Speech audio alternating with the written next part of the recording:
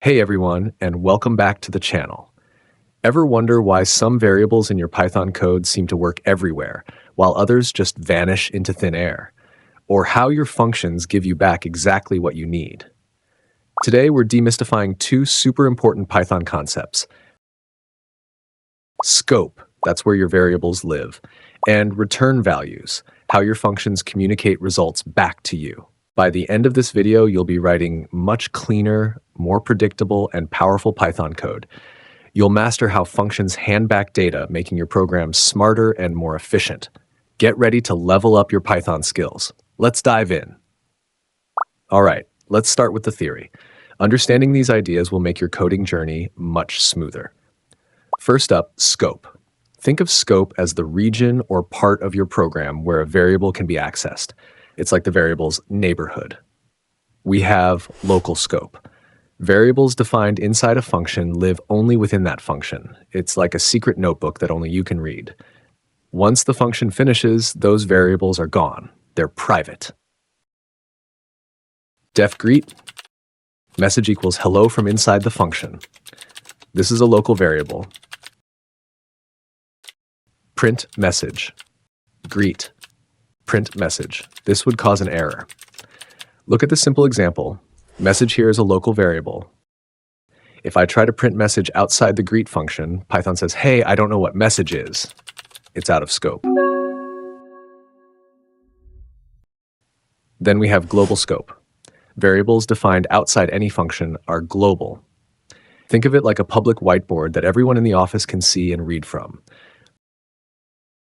Global-name equals Alice. This is a global variable. Def say hello, print f hello, global name, say hello. Print f outside, we still know global name. Here, global name is accessible both inside and outside the say hello function. Pretty handy, right? Now, for the curious, Python actually has a rule for how it looks for variables called the LEGB rule. It stands for local, enclosing function locals, global, and built-in. Don't worry too much about the enclosing part for now, but just know Python searches from the most immediate scope outwards. We're mainly focusing on local versus global today. Next up, return values. What are they? Simply put, when a function does some work, it can send back a result using the return keyword. Imagine your function is a chef.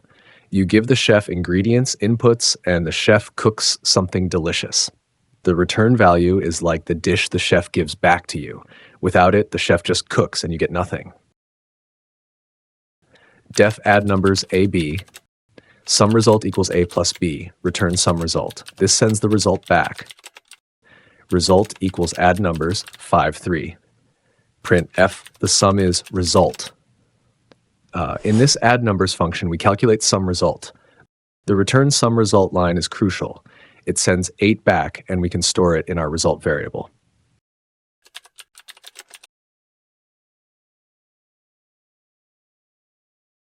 Def no return example. Print, this function prints something. Value equals no return example. Print f, what did the function return value? What happens if a function doesn't explicitly return anything? Python functions always return something. If you don't use return, it implicitly returns none. None is Python's way of saying nothing or empty. See how value here becomes none. Def get greeting name, return hello, name returns a string. Def get numbers list. Return 10, 20, 30, returns a list. Def is positive num, return num greater than 0, returns a boolean true, false. Print get greeting Bob, print get numbers list. Print is positive 7, print is positive -2. You can return all sorts of data types, numbers, strings, lists, dictionaries, booleans, anything. This makes functions incredibly versatile. All right, enough theory. Let's get our hands dirty with some live coding. We'll start by seeing scope in action. Scope scenario 1, modifying global variables and common error. Global variable, global-counter equals 0. Def increment bad. If we try to change global counter directly here, Python thinks we want a new local variable. Global counter equals global counter plus 1. This will cause unbound local error. Print attempting to increment bad global counter. Increment bad. Uncomment to see the unbound local error. Here we have a global variable global counter. Now if I try to directly change global counter inside increment bad like this, and try to run it. Whoa! We get an unbound local error. Python thinks we're trying to create a new local variable called global counter inside the function, but we're also trying to read its value before it's assigned. It's confused. The fix? If you genuinely want to modify a global variable inside a function, you must use the global keyword. Def increment good, global counter, tell Python we mean the global one. Global-counter equals global counter plus 1. Print incremented good global counter. Print initial global counter global counter. Increment good. Print after increment good global counter. Increment good. Print after increment good again global counter. Like in increment good, this explicitly tells Python, hey, I'm talking about the global counter, not a new local one. Now, when we run increment good, you can see the global counter actually changes. Use global with caution though, as it can sometimes make code harder to follow. Scope scenario 2, accessing local variables outside.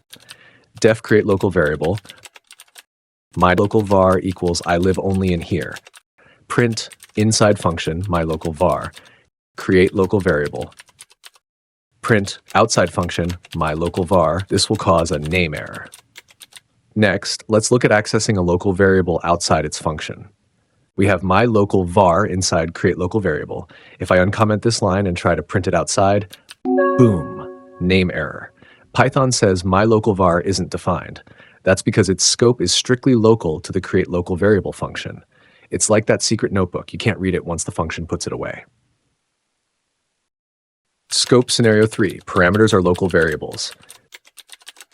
Def process data, data item.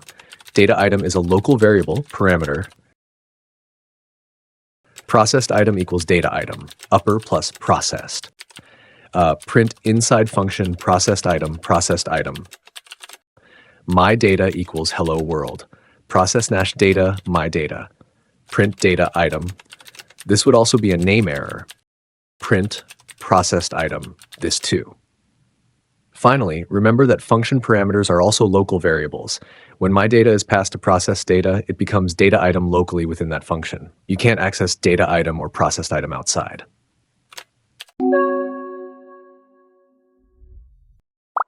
All right, let's switch gears to return values. This is how functions actually give you something back after they do their work. Return value example 1, returning a number. Def calculate area, length, width, area equals length times width. Return area, send the calculated area back. Call the function and store the result. Room area equals calculate area, 10.5. Print, the area of the room is room-area square units. Kitchen area equals calculate area, 7.4. Print, the area of the kitchen is kitchen area square units. Here, calculate area takes length and width, calculates the area, and then returns it. See how we can then store that returned value in room area or kitchen area and use it later. This is incredibly powerful. Return value example 2, returning a modified string.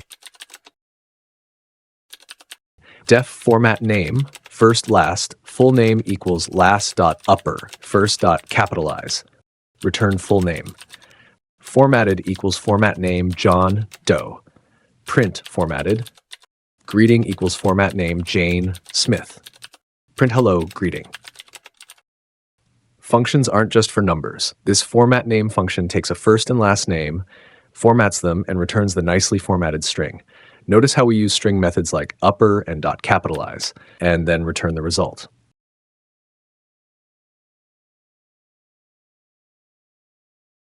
Return value example 3, returning multiple values as a tuple. Def get user info, name equals input, enter your name. Age equals int, input, enter your age. City equals input, enter your city. Return name, age, city, returns a tuple. Get all 3 values at once. Username, user age, user city equals get user info, unpacking the tuple. Print username, username. Print user age, user age. Print user city, user city. You can also store it as a single tuple. User data tuple equals get user info. Print user data tuple. You can even return multiple values. Python does this by packing them into a tuple. Then you can unpack them directly into separate variables when you call the function, like username, user age, user city equals get user info. Super neat.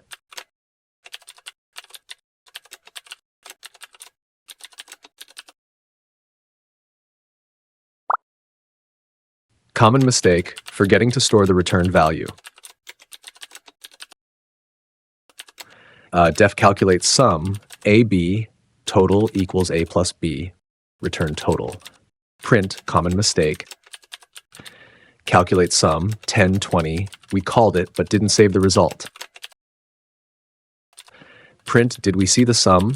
No, because the returned value was lost. Print, correct way.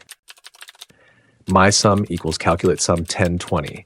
Store the returned value. Print, the sum is my sum. Now for a very common mistake. Look at this. We call calculate sum 10, 20, but we don't do anything with the value it returns. The function does calculate 30 and returns it, but if you don't store it in a variable or use it immediately, it's just lost in space. Always remember to capture that return value if you need it later. Fantastic. You've made it this far, so let's test your understanding with a fun challenge. Your challenge is to create the secret message encoder. Task: write a function that takes a word, a string, and an integer shift value as input. Goal: the function should shift each letter in the word by the given shift number. For example, if A is shifted by 1, it becomes B. Return: the function should return the newly encoded word. Hint: look up ORD and char in Python. They convert characters to numbers and vice versa. Think about how to handle letters that wrap around, like Z shifting to A. Pause the video, give it a shot, and come back when you're ready. For those who want to go even deeper, nested functions and closures. Python lets you define functions inside other functions. This introduces more complex scope rules called closures, where inner functions can remember variables from their outer functions. Super cool stuff for later. Docstrings. Get into the habit of using docstrings right after your function definitions. They explain what your function does, its parameters, and what it returns. It's excellent for code readability and professionalism. Now that we know how functions give us back values, what happens when things go wrong? When your program hits unexpected input or situations? Next time, we're diving into error handling with try and except. This is crucial for making your programs truly unbreakable and user-friendly. Don't miss it. If you found this video helpful, please hit that like button, share it with your friends, and subscribe for more Python tutorials. Remember to check the video description below for all the code snippets, the challenge exercise, a quiz to test your knowledge, and key takeaways from today's lesson. Thanks for watching, and I'll see you in the next one. Happy coding!